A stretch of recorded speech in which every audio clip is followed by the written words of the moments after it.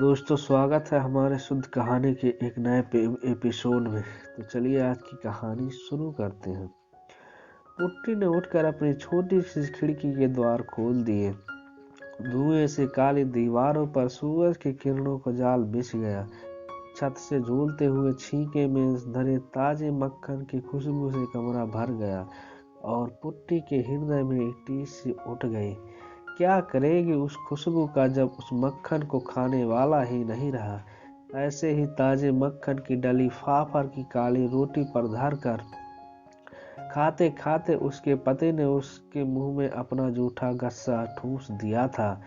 ठीक जाने के एक दिन पहले उस दिन भी ऐसे ही खिड़की के पट से चोर सा उजाला आकर पूरे कमरे में फैल गया था और उसी उजाले के पीछे पीछे ना जाने कहां से उसकी सास आकर खड़ी हो गई थी। अपने दृष्ट फौजी पुत्र की बहू को कर्क सा सास ने वही चीर कर धर दिया था। हद है बेशर्मी की भी। हमारे कुमाऊं की छोकरी होती तो ऐसी बेशर्म थोड़ी ही होती ना। तिब्बत की लमानी इसी से गुण दिखा रही है।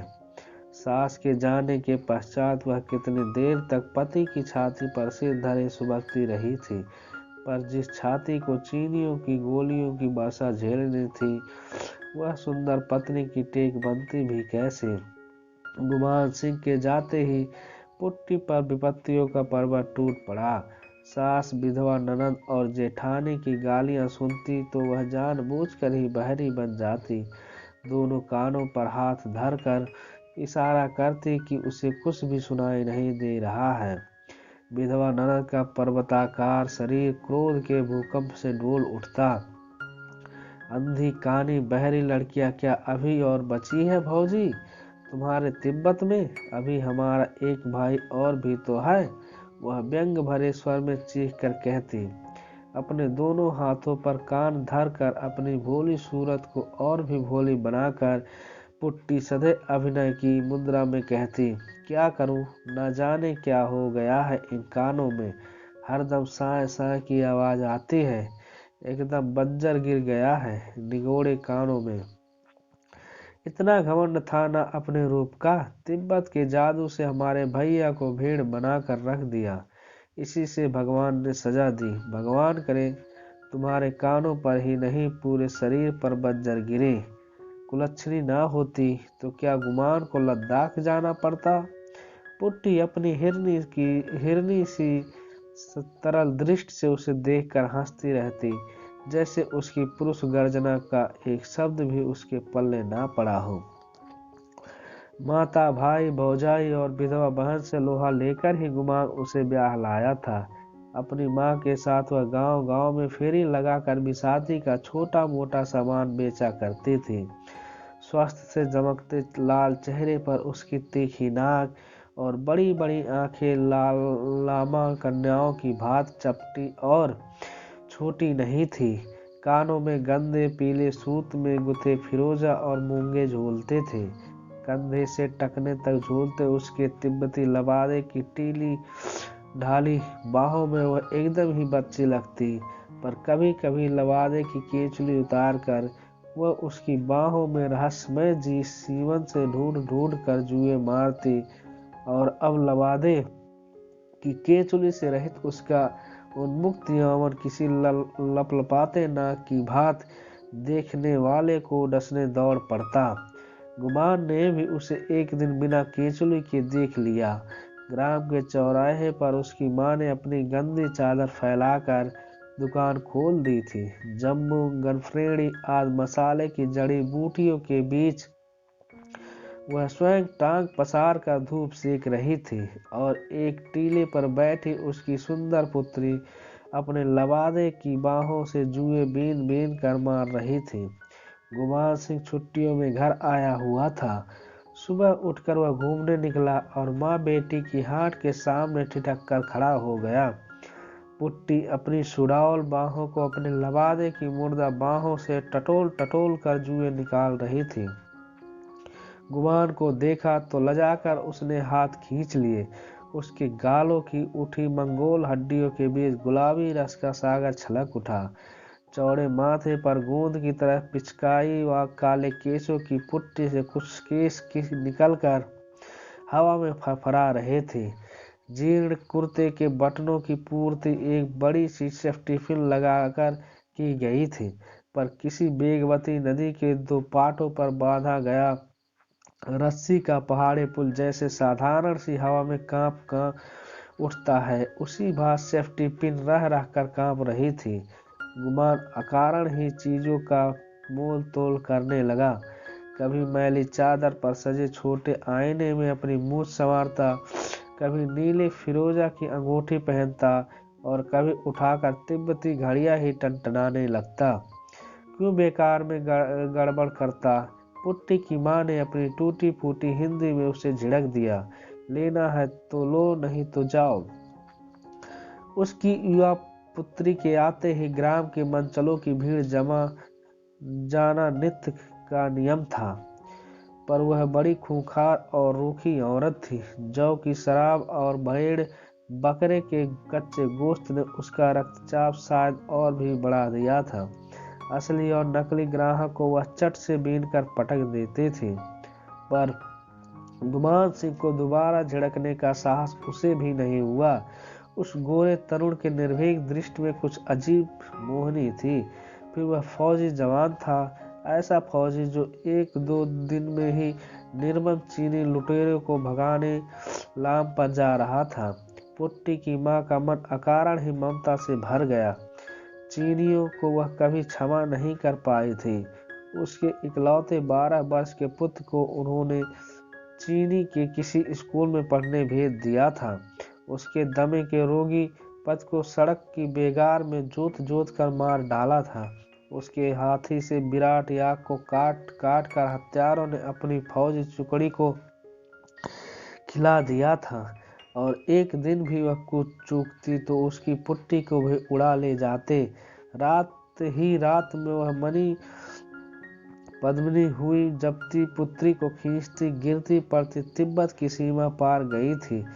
उन्हीं चीनियों को मार भगाने गुमान जा रहा था। इसी से वह उसकी श्रद्धा का पात्र बन गई। वह नित्य ही उस सराय में पहुंच जाता जहां पुट्टी अपनी माँ के साथ रहती थी। पुट्टी उसके लिए मक्खन नमक वाली गर्म तिब्बती चाय और पसम सहित भुने गए भेड़ की रान के बड़े बड़े टुकड़े तैयार कर लाती। पुट्टी की माँ दोनों पर अपनी छोटी छोटी आंखों का अंकुश लगाए बैठी रहती।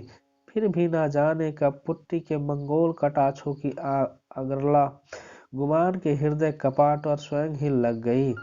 जाने के 3 दिन पूर्व गुमान ने पुट्टी की माँ के सम्मुख उसकी पुत्री से विवाह का प्रस्ताव रखा तो वह बड़े सोच में पड़ गई।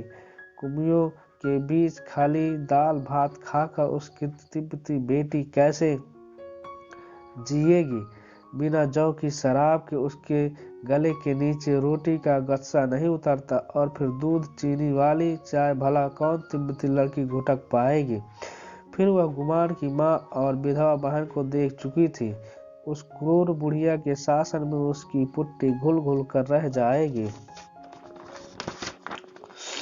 नहीं, दृढ़ स्वर में अपना निश्चय प्रकट करने को उसने अपनी गर्दन ऊंची की तो देखा गुमान और पुट्टी दोनों दीन याचक की दृष्टि से उसे देख रहे थे। दूसरे ही क्षण पुट्टी की माँ को ग्राम के मंचलों का ध्यान आया, जो भूखे ब्याख की भांति पुट्टी को किसी भी क्षण निकल जाने को तत्पर थे। उसने अपनी सहमत दे दी, पर अभी गुमान को अपनी माँ बहन और बिरादरी से मोर्चा लेना था। माँ ने पहाड़ से कूद जाने की धमकी दी। बहन ने कहा वह फांसी लगा लेगी, पर तिब्बत की सुंदरी कन्या को लाकर जब गुमान 5 पंचों के सामने सीना तान कर खड़ा हो गया तो पंच भी सहम गए। पुट्टी के सात्विक सौंदर्य ने धर्म जाति और रूढ़ियों को उलझी गांठें क्षण भर में सुलझा कर रख दी। दूसरे ग्राम से पंडित बुलाकर गुमान के युवा मित्रों ने फेरे फिरा दिए और कुछ याकूत फिरोजे चांदी की 3-4 तंदुखिनियां और 4 बकरियों के दहेज के साथ जोर जोर से रोकर पुट्टी की माँ ने उसे सराय से ससुराल के लिए विदा किया। ना जाने कितनी गलियों से सांस ने उसका वरण किया। जिठानी और ननद उसके विचित्र लवादे का मजाक बनाती जोर जोर से हंस रही थी, किंतु उस बदसूरत लवादे के भेद जगमगाते रत्न को एक ही व्यक्ति ने पहचाना, और वह था गुमान।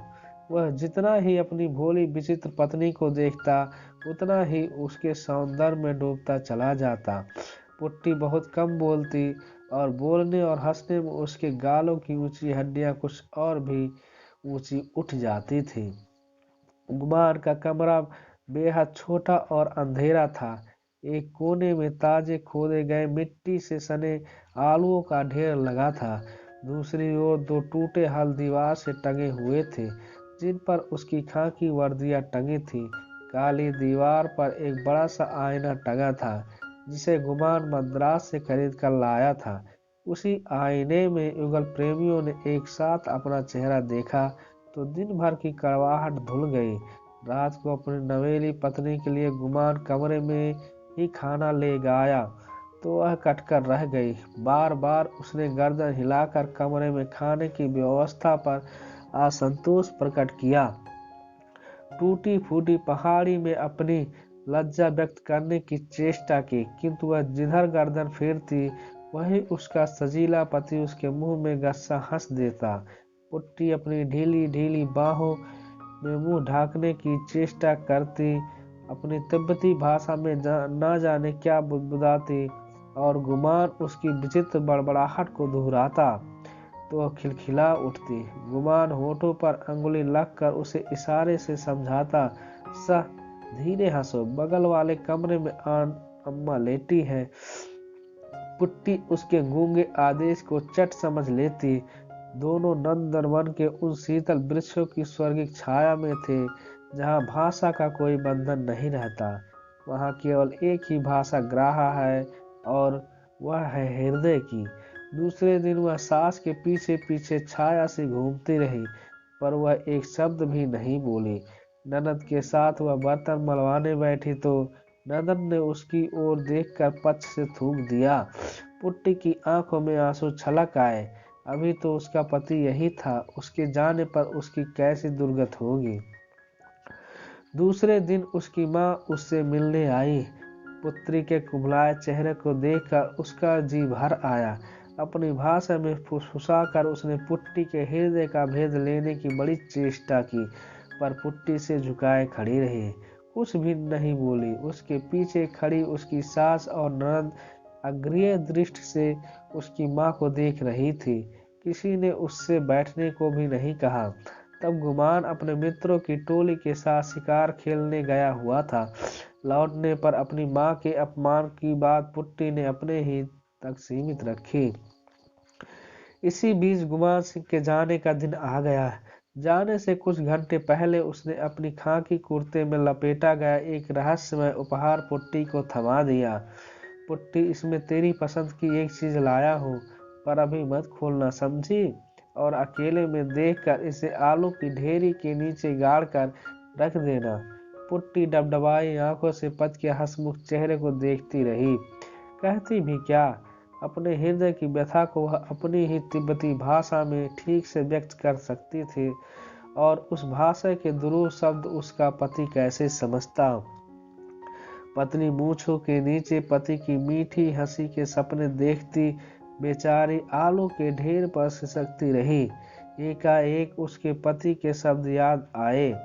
इसे अकेले में देखना पुट्टी। हाथ की बादामी थैली को भूल ही गई थी। क्या लाया होगा गुमान? कांपते हाथों से उसने पोटली खोली और चौंक कर पीछे हट गई। पोटली से यदि काला नाग भी फन उठाए निकल आता तो भी वह शायद इतनी नहीं चौंकती। पोटली से उसके पति गोल पीले चेहरे की परत से भी बड़ी पीले चोखे सोने की नथ झकझक दमक उठी। लाल सफेद और हरे कुंदन का जड़ाव लोलक उसके हाथ का स्पर्श पाकर घड़ी के पेंडुलम सा डोल उठा। सहसा उसकी आंखें पति के प्रति कृतज्ञता से डबडबा आई। एक दिन उसने ग्राम के प्रधान की बहू की नई नथ देखकर पति से आलू के इसी ढेर पर बैठकर एक नथ की फरमाइश की थी। हाथ के इशारे से ही उसने अपनी छोटी सुघड़ नासिका के इर्द गिर्द अंगुली से घेरा खींच खींच कर भूमिका बांधी थी। पहले गुमान समझा नहीं था और फिर कैसे उठकर ठट्ठा कर हंसा था। आज उसी आलू के ढेर पर नथ झकझक कर रही थी, पर उसे पहन कर बैठेगी तो देखेगा कौन। टप टप कर उसकी आंखों से आंसू गिरने लगे। न जाने कब उसकी माँ आकर चुपचाप उसके पीछे खड़ी हो गई थी। सास और ननद गुमान को छोड़ने बस स्टैंड गई थी। पुट्टी की माँ शायद बाजार करने जा रही थी। माथे पर पोटली की गांठ बंधी थी। दामाद से वह कल ही मिल ली थी। सुबह से ही पुट्टी के लिए उसका मन ना जाने क्यों व्याकुल हो उठा था। सूजी सूजी आंखों से माँ को निहार कर पुट्टी ने इशारे से नथ दिखाई। पोटली के नीचे उतार कर माँ पुत्री के निकट खिसक आई। नथ हाथ से उठाई तो उसकी आंखें आश्चर्य से फट पड़ी। बाप रे बाप, कम से कम 6 तोले की है पुट्टी। इतना रुपया तेरे आदमी के पास कहाँ से आया? क्या पता माँ, कह गए हैं अम्मा से बचा कर जमीन में गाड़ दे दे। पुट्टी की माँ की आंखों में समधन के पर घृणा उभर आई। ठीक ही तो कह गया, चुड़ैल अपनी बेटियों को दे देगी। ला ला जल्दी से कुछ ला, गाड़ कर रख दूंगी, नहीं तो फिर तेरी बुढ़िया आ जाएगी। पर एक बार पहन तो ले बेटी, मैं भी देखूं ऐसी नथ और ऐसा तेरा रूप। एक बार तो देख जाता भागा। सुंदरी पुत्री के सौम्य चेहरे पर नथ की शोभा देखकर उसकी आंखें भर आई। डलिया में धरे दूटे दर्पण को निकालकर पुट्टी ने चटपट अपना चेहरा देखा तो स्वयं लाज से लाल पड़ गई। छी, कहीं भी अच्छी नहीं लग रही हूँ। ऐसा कहकर वह माँ से अपने सौंदर्य की स्तुति बार बार सुनना चाह रही थी। तू अच्छी नहीं लग रही है तो कौन अच्छी लगेगी? तेरी खूसट सास। अच्छा ला उतार नथ, मैं चट से गाड़ दूं। ऐसी क्या बार बार बनती है। जब तक पुट्टी की सास और ननद लौटी, माँ बेटी ने 2 हाथ गहरा गड्ढा खोद कर नथ को गाड़ दिया था। नथ का इतिहास माँ बेटी तक ही सीमित रह गया। फिर धीरे धीरे युद्ध की दारुण विभीषिका में पुट्टी भटक भटक कर रह गई। भांत भांत के भयावने समाचार सुनकर वह तड़प तड़प कर रह जाती। कभी सुनती कुमाऊं के असंख्य वीर जवानों के पांव रक्त के अबीर से नेफा और लद्दाख के बवांत रंग गए हैं। कभी सुनती नृशंस चीनी हत्यारों ने चारों ओर से घेर कर कुमाऊं रेजिमेंट की एक पूरी टुकड़ी को मोर्टार तोपों से भून दिया है। भूखी प्यासी वह कभी स्कूल के हेडमास्टर के रेडियो से कान सटाकर बैठ जाती, कभी बिलख बिलख कर रोने लगती। हिंदी वह ठीक से समझ नहीं पाती थी और ठीक से ना समझ जाने पर युद्ध के भयावने समाचार उसे और भी भयानक लगते। साथ दिन भर बड़बड़ाती, कुलच्छनी रो रो कर कैसा अपशकुन कर रही है। बहुत दिनों तक गुमान की कोई चिट्ठी नहीं आई और फिर एक दिन तार आया। कुमाऊं रेजिमेंट का गुमान सिंह दुश्मन की गोलियां झेलता हुआ आखिरी दम तक अपनी चौकी पर डटा रहा। अंत में जांग में गोला फटकर लगने से वह वीरगति को प्राप्त हुआ। जब उसकी सास और ननद छातियां पीट घायल हथनी सी चिहाड़ रही थी, तब पुट्टी शांत प्रस्तर प्रतिमा सी आलूओं के ढेर पर बैठी थी। वही आलूओं का ढेर उसके प्रेम का ताजमहल था। उसी ढेर पर सौभाग्य ने उसका वरण किया था और आज वही वैधव्य का विषधर उसे डस गया था। एक एक आलू के साथ सहस्त्र स्मृतियों में लिपटी पड़ी थी। आलूओं की मिट्टी पर गुमान ने ना जाने के एक दिन पहले अपना और पुट्टी का नाम अंगुली से लिख दिया था। नाम के उसी घेरे को पुट्टी एकटक देख रही थी। पुट्टी की माँ बिलखती आई, पर पुट्टी को देखकर स्तब्ध रह गई। यह तो पुट्टी नहीं, जैसे स्वयं तिब्बत के मठाधीश बैठे बड़े लामा बैठे थे। उसकी आंखों में एक भी आंसू नहीं था। स्थिर दृष्टि उठाकर उसने अपनी माँ को देखा। मेरी बच्ची मेरे साथ घर चलेगी? वह अपना चेहरा उसके सटाकर बोली। नहीं नहीं, मैं यहीं रहूंगी। आलू की ढेरी को ममता से देखकर पुट्टी ने मुंह फेर लिया। पुत्र की मृत्यु ने उसकी सास को जीती जागती तोप बना दिया। वह दिन रात आग उगलती, पर पुट्टी पत्थर बन गई थी। रोज रात को वह पत की वर्दी सूंघती, माथे से लगाती और फिर छाती से लगाकर आलू के ढेर पर लेट जाती। जिधर करवट बदलती उधर ही वर्दी को भी यत्न से लिटा देती और धुएं से काली छत को देखती रहती। एक दिन उसने सुना उसके ग्राम से 17 मील दूर की तहसील पर कमिश्नर साहब आए हुए हैं और गांव की स्त्रियों से सोना मांग रहे हैं। सोना जमा कर देश के लिए गोलियां खरीदी जाएगी, बारूद आएगा और उसी गोला बारूद से चीनियों से लोहा लिया जाएगा। पर किसके पास होगा इतना सोना? पुट्टी ने सुना उसकी सास अपनी पुत्री को कह रही थी, हमारे दरिद्र गांव में तो 2 बेला एक मुठ अन्न भी नहीं जुटता। मेरे पास तो 10 तोले की नथ है, पर क्यों दूं? इन्होंने ही तो मेरा बेटा छीन लिया। पुट्टी मन ही मन सांस पर झुंझला उठी। इस बुढ़ापे में भी नथ का लोभ नहीं गया।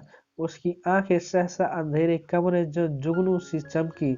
उसके हाथ स्वयं ही टटोल टटोल कर आलूओं के ढेर को हटाकर मिट्टी खोदने लगे। गांव की तहसील में बड़ी भीड़ थी। कमिश्नर साहब ने अपने बंद गले के अफसरी कोट के बटन खोलकर बड़ा जोशीला भाषण दिया। उसमें उन्होंने यह भी उल्लेख किया कि किस प्रकार उसकी पत्नी ने अपने गले की चेन खोलकर स्वेच्छा से रक्षा कोष की झोली में डाल दी थी। सभा में एक अजीब सी अस्तबद्धता थी। तभी भीड़ को चीरकर एक तिब्बती किशोरी बढ़ गई। उसके फटे लबादे की बाहों से उसकी बतासे सी सफेद कुहनियां निकल आई थी। तेजी से चलने के कारण वह अभी भी हाफ रही थी। ललाट पर पसीने की बूंदें उसके चंपई रंग को और भी मनोहारी बना रही थी। जल्दी से हाथ की खाकी पोटली को कमिश्नर की थैली में डालकर वह भीड़ में खो गई। न उसे अपनी उदारता की घोषणा करने का अवकाश था, न कोई सामना। कमिश्नर महसी की पतली आधे तोले की चेन नई सोने की नथ की कुंडली के नीचे न जाने कहां खो गई। बातों के धनी कमिश्नर की 70 मूछों की पुट्टी के आकस्मिक आगमन ने सहसा खींच कर नीचा कर दिया। अपनी पत्नी के सामान्य दान की ऊंची घोषणा का खोखलापन उन्हें स्वयं धिक्कार उठा। क्या वह पतली चेन उनकी बीवी का एक मात्र आभूषण था? उनका 100 तोला सोना तो स्टेट बैंक के लाकर से लाकर स्वयं उसकी मां ने कहीं गाड़ दिया था। युद्ध के दिनों में भला बैंक में सोना कौन धरेगा बेटा, मां ने कहा था। कांपते कंठ से उन्होंने भीड़ को सूचित कर दिया, एक अज्ञात महिला अभी अभी वह नथ दे गई है। भीड़ में जहां कहीं भी हो, आकर इसकी रसीद ले जाए। हाथ में पकड़कर उन्होंने नथ उठाकर भीड़ को दिखाई। तिल मिलाते रौद की परखा किरणों में नथ झकझक कर उठी। भीड़ से कोई भी महिला उठकर रसीद लेने नहीं आई। केवल नथ ही चमक चमक कर पुट्टी के सात्विक दान की रसीद अपने सुनहले अक्षरों में स्वयं लिख गई। दोस्तों, अगर यह कहानी पसंद आई है तो अपने दोस्तों में शेयर करें और चैनल को सब्सक्राइब करें। धन्यवाद।